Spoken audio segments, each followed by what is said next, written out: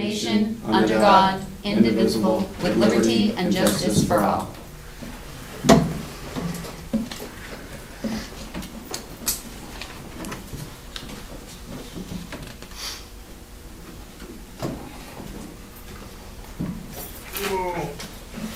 I don't have any corrections to the minutes, do you? I have none. Okay. So, I'll make a motion to approve the minutes as seen. I'll second that. All in favor? Aye. Aye. All right, public comment? Ralph?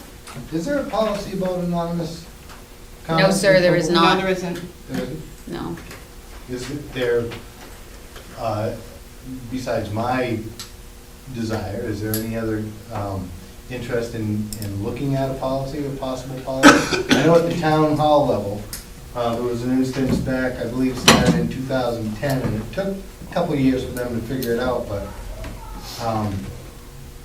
there was anonymous complaints about things going on in town, and people were getting in trouble, and neighbors were getting angry with neighbors who weren't making complaints. To me, if you have something to say, you need to stand up and say it without being a grand Wizard of Oz, you know, run the show behind the cloak of darkness. So I would hope that the school district would maybe consider talking to the town how they address the issue of anonymous complaints or comments. So you're saying you want us to put a policy in place for that? I think we should encourage everybody to stand up and be heard. I really do. But when we are allowing anonymous people to embolder one group or another, and at the expense of some innocent people, there's the John Reason instance. Of course, we've had one, now two pieces of correspondence from John Reason. I've been accused of being John Reason. Steve, Priscilla, not Bob, he's never been accused of it, but till tonight. Bonnie, if somebody thought it was you because maybe they thought that Steve needed to go or I needed to go, it doesn't lend any positive outcome. I don't see how any anonymous correspondence at all lends to a positive. Do you want to know our opinion or my Sure, opinion? Sure. Do you want to go first? I think it's a non-issue because, and I'm going to tell you because, John Reason could be a real person, he couldn't be a real person, but we can't start saying, okay, we don't believe this person's a real person. It's a non-issue. Everybody's entitled to their opinion. Listen, Mr. Brown. Listen, Mr. Brown. No, don't interrupt, Mr. Brown. Let her finish her comment, please, and then you can go. Everybody is entitled to their opinion. If we did not know that this John Reason was not really John Reason, because he is in fact a person, he's entitled to his own opinion, we should take that opinion just as we take everybody else's opinion and move on with it, because I really think that it's a non-issue. Because if you sent an email and you said this is the way I think you guys should be doing it, then we would listen to that, and we would listen to Mr. Brown, and we would listen to Beth. So, I mean, you can't, if somebody sends an email and we don't believe how do we determine whether they're, Whether they're sincere or not? Right, Are we asking for driver's licenses now when you send something in? I understand that, and I've read the two letters, but I take it with a grain of salt. It's like all the information that's given to you throughout your lifetime, you have to file it. Like you have to pick which file you're going to let it go in, and you have to figure out how far you're going to let it affect your life. And really, we all sat here at the last meeting and said that this person is wasting taxpayer dollars. We should not even be discussing this. So I'm on that point that it's wasting our time to discuss it. People have the right to do it, and if they don't have the courage to stand up and say directly who they are, I don't think that we should take guidance from it, but we can take it as information. I wouldn't utilize it to I would never utilize the information sent for any decision made on my part. I would if you don't have the courage to stand up and say specifically who you are and why you have those concerns, I'm gonna read your letter, but I'm not gonna take it with a grain of salt, and it's not gonna alter my opinion. Because if, you need to have a backbone in life, and if you don't have a backbone, I'm not gonna use you. And that's how I feel, and I feel like it's wasting our time Absolutely. I to agree. deal with this. That's why I would encourage the board to dismiss all anonymous comments and complaints. Mhm. Because the thing that happens, and we've seen with 2 letters, it creates distrust and animosity. And when we build distrust and animosity amongst real people trying to do a real job, that is destructive. Mhm. For an anonymous person's sake, we're going to allow public boards or decisions public boards make be influenced by anonymous people who haven't got the spine to stand up and say, this is why I believe this, this is my experience, this is what I have to add to this conversation. And you can call me at this number and I'll answer any other questions you have. Exactly. Sometimes you have to put your name and your number down to be taken seriously. Michael? This entire topic is on the agenda for the full board to discuss. But it is policy, and he's asking about getting a I policy, just wanted so, to yep. remind, Okay. so everyone will be at the table. Any other public comment? When did you discuss the letter from John Reason? We Not haven't. public? This is just the first time we did that. Well, no, she said it was discussed at the last meeting, you'd received 2 letters. I received a letter too. I received a letter and I was asked to forward it to the board. We didn't discuss this at all. I think we discussed it amongst ourselves, but never as a group. This is the first time that I've discussed this. I don't think My we idea of discussed it at the last having a meeting. policy. I'm just saying what Bonnie had said. No, know, I just- we did something about anonymous something. That was not, I don't think that was even at the last meeting. That was like, we had discussed it, I think, prior, but it wasn't It the wasn't. part of John it. reason, but that No, was it definitely was- was it not was- discussed last no. meeting. Ours was the Facebook topic at the last It was board meeting. Facebook. It was Facebook. So you would receive 2 letters from John Reason? I have, yes. Yeah. Right on top of each other, one a ways back? Immediately after our One a last week, meeting. one a week ago, and I filed them accordingly. Personally, I got the filed one them a week accordingly. ago. Yep. Any other comment? Moving on, We will Michael. be discussing this. Absolutely. It's on the agenda, Mr. Brown. Michael? Yeah, I've included in your packet for our review this evening is the curriculum adoption policy, IGD. At our last meeting, there were some comments made that were in reference to me potentially not adhering to this policy. That's why I wanted to bring this, because my interpretation of the term program seems different than other board members. So I want to get that out and clear that up so that those comments aren't made. Okay. Okay. Okay. So with that, I want to explain my interpretation of the term programs as it applies to brainology, which is where this all stemmed from. And the way I read this policy is that when we're talking about programs and courses of study, we're talking about some of the substantial programs of study, which would be English, mathematics, science, social studies, family consumer science, art, music. Those are programs. And when we start talking about a software or an open source software such as brainology, that would be considered an instructional resource, in my opinion, compared to a program. So I want to express what my thoughts are around programs. And when I look at particularly the ED 300 rules around school approval, when they talk about instructional programs, they talk about the major programs that I listed earlier. And then they also refer to instructional materials such as online resources, technology, textbooks, and so forth. So I feel that this policy addresses your major programs or courses of study compared to individual instructional resources in the classroom. And I want to have that conversation with this committee. Because if we looked at, take for example, an app on an iPod, would you consider that, or an iPad, would you consider that a program because it's being used as an instructional resource? Those are the things that we need to clarify, because I want to make sure that the board is feeling that I'm adhering to the policies based on a similar interpretation, which I don't feel we are at this point. I don't think that we're close.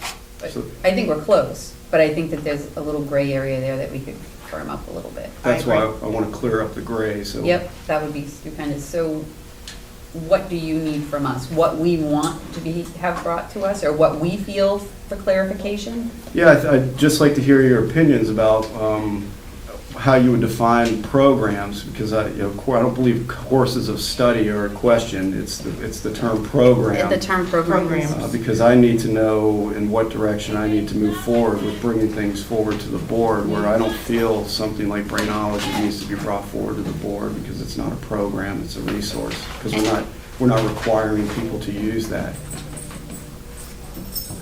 No, but you're using it as a tool Correct. to go along. So it is an instructional tool, I understand that. But it takes a significant amount of time for a child to successfully work through this program. And this program complements so many other things that are going on in the building with the anti-bullying, the self-esteem, the how to handle anger management, and just how to be a positive role model and student in the building. Mhm. That these are the type of programs that the board gets excited to see coming in. Because it's nice to know that there are things out there that the kids, at least in my opinion, that the kids can utilize to maybe better themselves with tools that they might not have on a regular basis at home. So I look at that as something that's gonna really make a big impact in a child's life, or could potentially make a very big impact in one of our children's lives. And that's the type of thing that I want brought in. Like, say you're using Singapore math and you've decided that you're gonna, instead of using milk caps, you're gonna bring in cubes. That's not anything I'm interested in knowing. That's instructional manipulatives or things like that. But I would say a program that's gonna implement something so positive in the building, that's something that I would just like to know is going on. And like, was Okay. there a fee for that? Was there a fee for the program? Yes, there was. And how much was that fee? I don't know off the top of my head. Okay, so personally, those are things that I want to know those things are going on in the building. And I guess I would just kind of,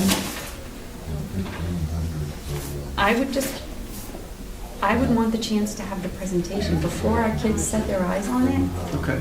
I would just want to be able to see it and have a presentation of what like Nate did, or maybe set us down in front of the computer and say, have at it, Mrs. Sear, let's see what you can do. Right, or the I parents, understand that. or the parents being made aware. Their parents might be excited to see that this stuff. We're bringing it in, they're gonna do it. These are all important things. Somebody should be made aware besides staff and administration. And I'm glad you clarified that for me. I think what I want to clear up specifically is not necessarily the term programs, but the approval process. So what it sounds like is that you want to see those presentations. My question is, are we looking for an action vote at the end of those presentations to utilize that tool? I would think so. Yes. Okay, so that's what I'm I would Something that consider that large, probably yes. part of like the health guidance curriculum. Which is substantial. I would think that that would be part of the health and guidance curriculum within the building. So that would be like an add-on that I would really just like to see it, touch it, feel it before it goes out, so that, maybe, we're gonna get this program and, we're gonna hear good things about it, but once you sit down and look at it, you're like, whoa. So I would really just wanna say, hey, let's all take a peek at this, let's see what's going on. This has the possibility of making a great impact and move forward. And I'd really like to see some of the end results. I want to see how this works out for these students. I mean, that has nothing to do with this, but I really want to see how this. Yeah, I do I want to too. see the end results of this. Because I want to be excited about the program. So many of the parents are like, you're pulling away, you're taking this away, you're taking that away. And I want them to know that we're not taking we're adding Adding things. stuff, You know, adding we're things. adding really good things. So to what extent would you like for me to bring things forward? You know, so I need an idea I just need an idea, because. If it's a manipulative, or if it's a program that coincides with a curriculum that we already have in place, and it's gonna be like an add-on to it, I would like to see it. Personally, I would like to see it. If it's you're changing readers for the Title I specials, I don't need to see that. But like, say the gym program is implementing something extraordinary for a new program, I would like to know about that. Mr. Fogg? Well, I was curious about, I don't know when we really had a huge discussion on the athletic program, and I'm encouraging everybody to keep with that, stuff like that, but is that an example where the school board would want to see things, Common Core, you know, is that a program, is that a course of study? And maybe that's how Common Core slid in without school board approval, because it wasn't considered a program or a course of study. It was considered new, innovative ways of learning. I can't give you the answer to that, Mr. Fogg. I wasn't here, I don't have any idea, and I don't know if Michael was here, I don't know if, No, he wasn't. I don't think any of us were here, so we're all in the same boat that I think just this clarification is good, like the athletics program, it's been approved by the town, so it would implement, what I love to like, but you don't need to, we as a board approved it, the town approved it, but, and I wouldn't,